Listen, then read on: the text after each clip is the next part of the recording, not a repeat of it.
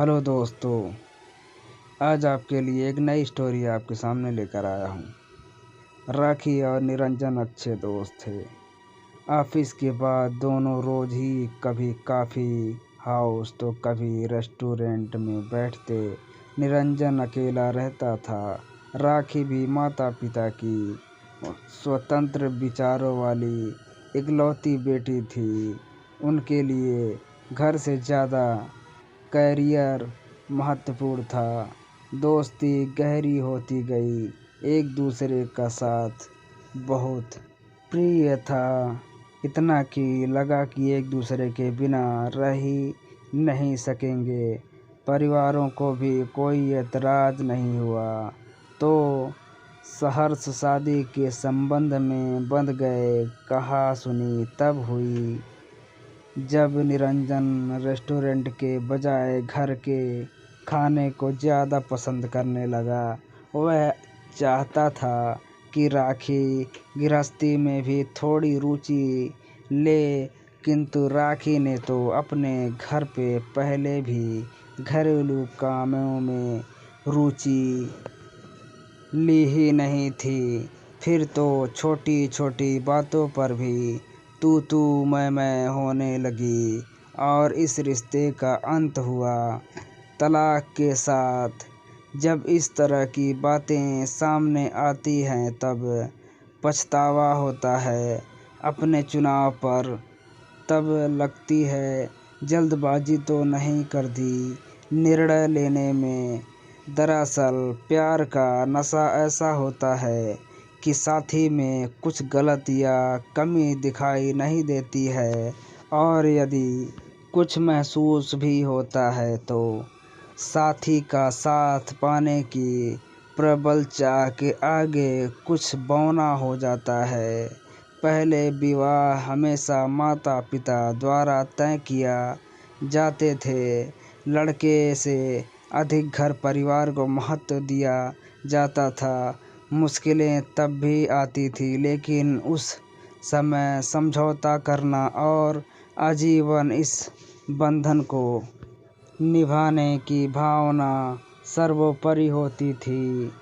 बेमेल विवाह भी निभाए जाते थे और समझौते के साथ निभाते निभाते समय के अनुकूल और परिपक्वता भी आ जाती थी। निभाना स्त्री का प्रथम गुण था, भले ही वह उसकी मजबूरी थी, क्योंकि उस समय वह अधिक रूप से स्वतंत्र नहीं थी। उनके पास इतना कोई विकल्प नहीं होता था। किंतु अब ऐसा नहीं है, बल्कि लड़कियां खुद अपने लिए जीवन साथी का चुनाव कर रही हैं। वे शारीरिक रूप और रंग से ज़्यादा मानसिक स्तर पर मेल चाहती हैं। प्रेम विवाह ना भी हो तो आज शादी से पहले मिलना जुलना, एक दूसरे के विचारों को जानना, साथ समय गुजारना दोनों परिवारों को भी मान्य होने लगा है। इसके बावजूद कई बार विवाह के बाद बहुत कुछ ऐसी बातें सामने आती हैं जिनके बारे में पहले जरा भी ख्याल नहीं आया होता। विचार, व्यवहार और दृष्टिकोण विवाहित जीवन का अहम हिस्सा है, क्योंकि आप अकेली नहीं हैं बंधन में। अतः जरूरी होता जाता है यह आंकना कि जिस व्यक्ति के साथ आप जिंदगी गुजारने का फैसला ले रही हैं वह शादी जैसी पवित्र बंधन के योग्य है या नहीं। लेकिन यह भी ज़रूरी है कि प्रेमी के बारे में अपनी राय बनाने से पहले आप अपना आत्मावलोकन भी करें, जैसे अपने आप को जानना, अपने स्वभाव, अपनी क्रियाओं प्रतिक्रियाओं को पहचानना, अपनी अपेक्षाओं को समझना, शादी की मैच्योरिटी को गंभीरता से समझना और उसके जुड़ी जिम्मेदारियों को स्वीकार करना। शादी एक पवित्र बंधन ही नहीं बल्कि यहाँ अनेक समझौते और कभी कभी त्याग व समर्पण भी करने पड़ते हैं। कई बार ऐसा लगता है कि विचारों में समानता या अनुकूलता के साथ ही निभाना बेहतर होता है, किंतु ऐसा नहीं है। अनुकूल स्वभाव के बावजूद टकराव हो ही जाता है, अहम का टकराव हो ही जाता है और कभी कभी प्रतिकूल विचारधाराएं भी परिपूरक बन जिंदगी आसान बना देती है। जैसे यदि आप किन्हीं स्थितियों में कमज़ोर हैं तो साथी वहाँ पूरक बन जाए। उसे आपसे प्रेम है, आप पर भरोसा है और आपको समझता है तो शादी का यह रिश्ता खूबसूरत बन जाता है। विवाह की पहली शर्त है प्यार व विश्वास के साथ उसके गुण अवगुण सहित स्वीकारना। साथ ही उसके परिजन व प्रियजनों को स्वीकारना। जिसके साथ जीवन बिताना है उसे शर्तों में ना बांधे, ना ही उसकी शर्तें स्वीकार करें। प्रेमी या गर्लफ्रेंड अकेला होता है, किंतु विवाह के बाद घर परिवार होता है, हर रिश्ते से जुड़ा होता है, हर किसी के प्रति जिम्मेदारियां निभानी होती हैं।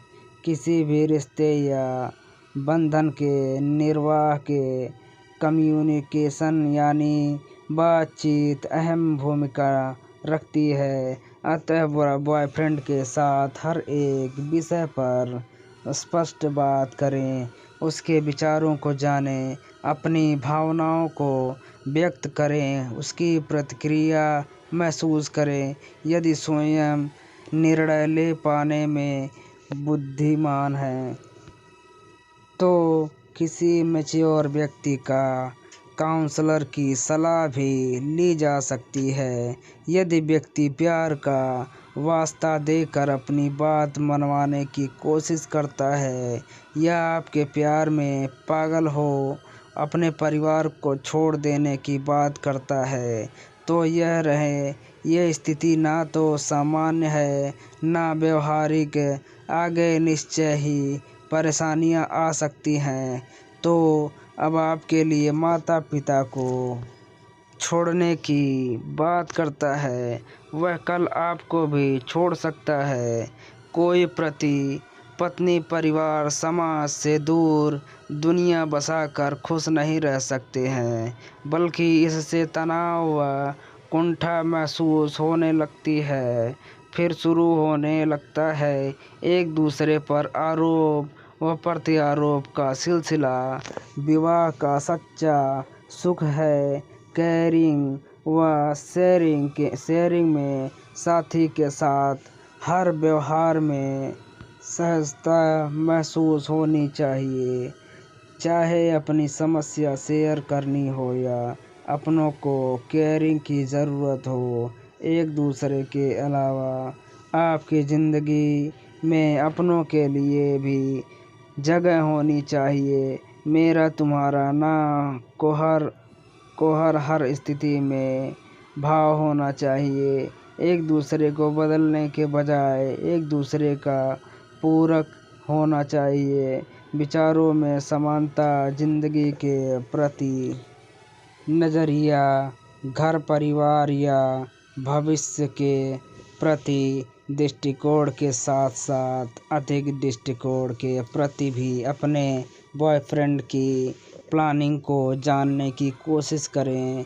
प्यार में सामान से तारे तोड़े जा सकते हैं, किंतु शादीशुदा जिंदगी के कोट धरालत चाहिए। पैसों के बिना जिंदगी नहीं चलती, पैसों से खुशियाँ नहीं पाई जा सकती, लेकिन पैसों से ही खुश के साधन जुटाए जा सकते हैं और खुश के सामान्य से आनंद की अनुभूति होती है। साथी का चरित्र जानना भी बहुत ज़रूरी है। चरित्र उनकी संगत, उनके व्यवहार, उनके आनंद आदि से आसानी से पता लग सकता है। बस आपको अपनी सोच पर, प्यार से, एहसास पर भरोसा होना चाहिए। शादी का फैसला लेना है, जीवन भर किसी का प्यार पाना है, उसे बनाए रखना है, फिर जल्दबाजी क्यों?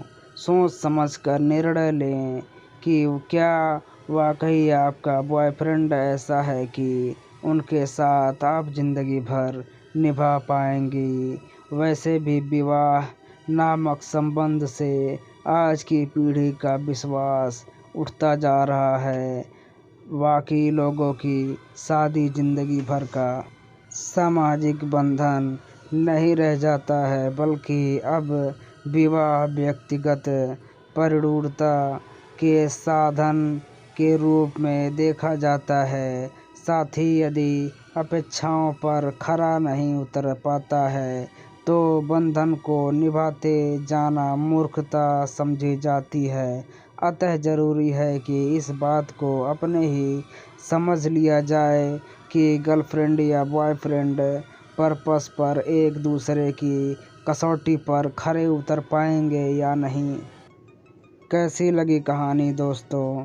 प्लीज़ कमेंट बॉक्स में ज़रूर बताएं, अपनी राय दें। कुछ गलती हुई हो तो उसे भी बताएं, सुधार करने की कोशिश करेंगे। एक सब्सक्राइब ज़रूर